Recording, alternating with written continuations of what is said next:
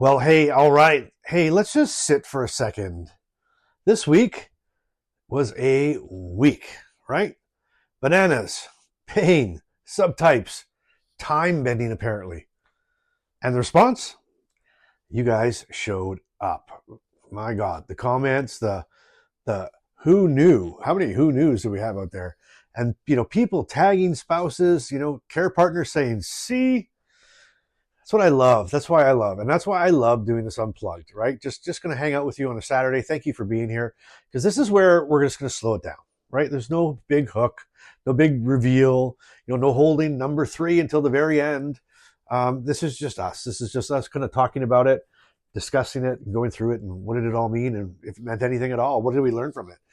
Well, let's start right here. Let's start with the banana, because it wasn't really about fruit or a banana, right? It was about fear, right?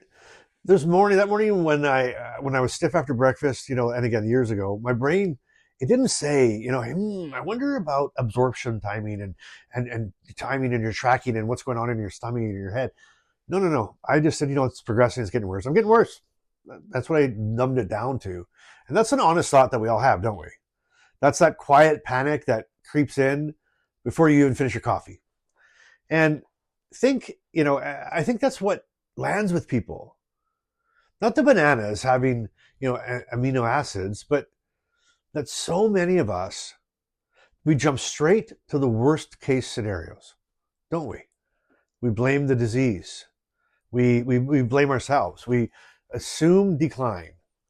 When sometimes, truthfully, as we found out, it's traffic. That's it. Traffic jams. Levodopa trying to get through the gut, and protein trying to get through that exact same pathway. And the brain just misinterpreting the delay as deterioration. Now, let this land just for a second, okay? How many mornings have you had where something felt off and you mentally fast forwarded, right? 5 years into the future. You ever done that? I have. More times than I want to admit. What's going to happen to me in 5 years? And if a banana can teach me that sometimes it's mechanics and not mortality, then that's a pretty damn good banana. That's worth something. So I think it's really interesting. And I think it's something to hold on in our heads, hold on to, right? We bring up a banana and it's like, that's like the banana. But you know what really got me? The pain one, right? Because this one needs to breathe. Because for years, I was told the pain isn't really Parkinson's. And meanwhile, your shoulder aches and your back tightens and your neck feels like concrete. And, I think, gosh, I'm just exaggerating everything now, right? Or I'm just getting older and I'm exaggerating that. And let me explain the knob volume thing a little bit better, because I don't know if I did a great job with it. But imagine your brain is like this mixing board, right? And movement is in one channel, and mood is in the other channel, and pain is processing is in another one, right? So dopamine isn't just about movement. Dopamine isn't just about getting you moving, but it helps regulate signal filtering. So when the pain signals come from inside our body, right, which they always do, right? You hit your arm, the pain signal goes up to your brain. Even in healthy people, the brain decides how loud to interpret it, okay? How painful is this? And when the dopamine is disrupted, the filtering system isn't as efficient. It's not that a brand new injury appeared. The amplification of it changed. It's like somebody leaned over and nudged the dial. Same signal, different volume. And that matters because, when you understand that, you stop thinking, maybe I'm just weak. Maybe I'm a crybaby. Maybe I'm a suck. And you maybe start thinking like, maybe, my wiring is different. And I got to accept that. And when you do, there's a shift. And that shift is freedom. But the subtypes. Oh, man, the subtypes. Oh, that caught me by surprise, right? The brain first versus the body first conversation. And this one, might quietly change how we think of Parkinson's altogether. Because for years, we've talked about Parkinson's like it's one thing, right? One disease, one progression, one story. But there's growing evidence suggesting that it may not be the same in everyone, right? It's coming from two different places. And some people appear to have changes begin in the brain. That's where it seems to start. And then others have changes beginning in the body, potentially even in the gut or the peripheral nervous system. Okay, and I don't want to get too deep today, but now I want to be careful with this though, because this is evolving research. Okay, and here's why it matters though emotionally. If Parkinson's doesn't start the same way for everyone, so you may start in the gut, I might start in the brain, well then comparing yourself to somebody else becomes pointless, right? Your timeline is not their timeline. Your symptom pattern is not their symptom pattern. And that right there can remove so much quiet comparison. It really can. And that's huge, because when you stop comparing yourself, you'll start living. It's just constant rolling game of comparison. But now let's talk about this time thing, because this one to me is so funny, and it's so funny until it's not. When I read about dopamine's role in that interval timing, right? I almost laughed, because I have said I'll be there in 5 minutes. I must say that 5-10 times a day, more times than I can count. And Carmen, she always just sort of nods and like, not angry. She's never angry with me, but just knowing, like, sure, right? And now research is showing that dopamine plays a role in how we estimate time intervals. So that sense of duration, like when we're assessing how long it's going to take us to do something, we're messed up. So when I think 5 minutes has passed, my brain generally believes it. Meanwhile, the clock says it's 25 minutes have passed. Now let that land carefully. Does that excuse everything? Yes, no, of course not. No, it doesn't. But it does explain something. And an explanation reduces friction. Okay? How many arguments in marriages or families have been built on misunderstandings? I always say communication's king, right? Misunderstandings kill. So if someone thinks that you're careless with time, but you're actually, misperceiving the time, that changes the tone of the conversation. Think about that. That is huge. Someone thinks you're taking advantage of, you're being disrespectful, but you actually can't help it. It's crazy. And that's why who knew works, because it's not trivia, it's translation. And, I kind of hinted at it in the episode during the week here, but this week wasn't about shock value. It wasn't trying to shock anybody.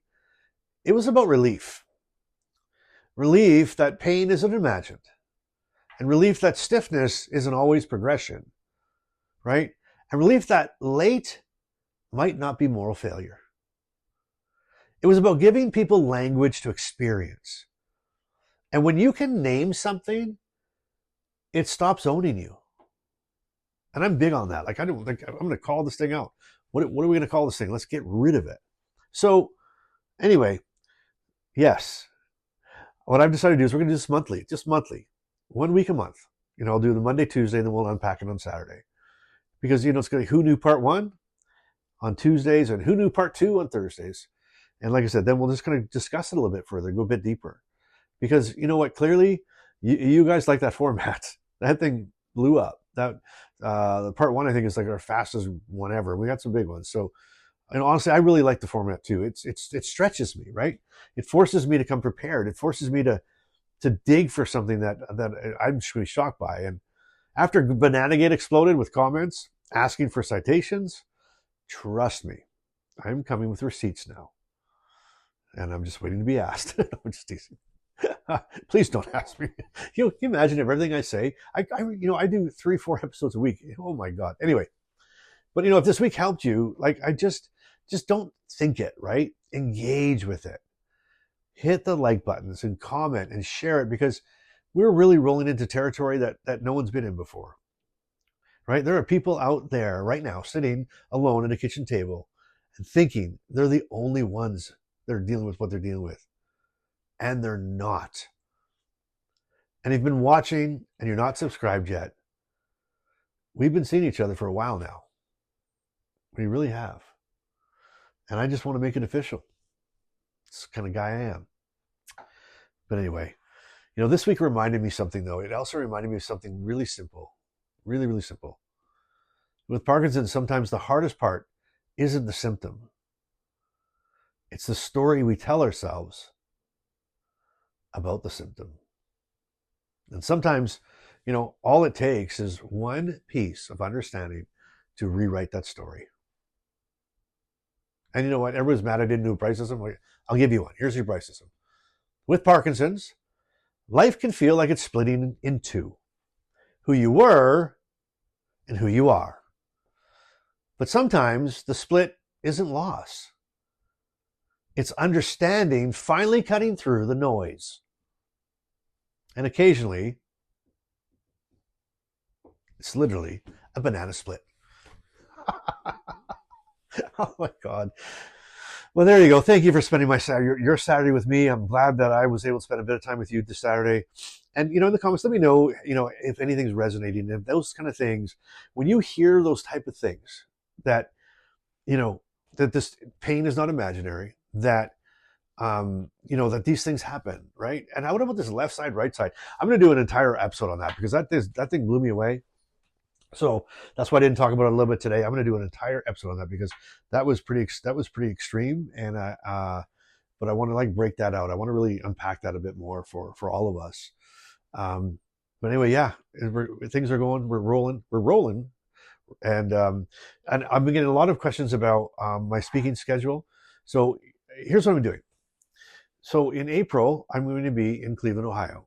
In May, I'll be in Phoenix, Arizona. And in June, I'll be in Collingwood, Ontario, Canada. And in July, I'll be in Shreveport, Louisiana. No, Baton Rouge. Sorry, Baton Rouge. Why did I say Shreveport?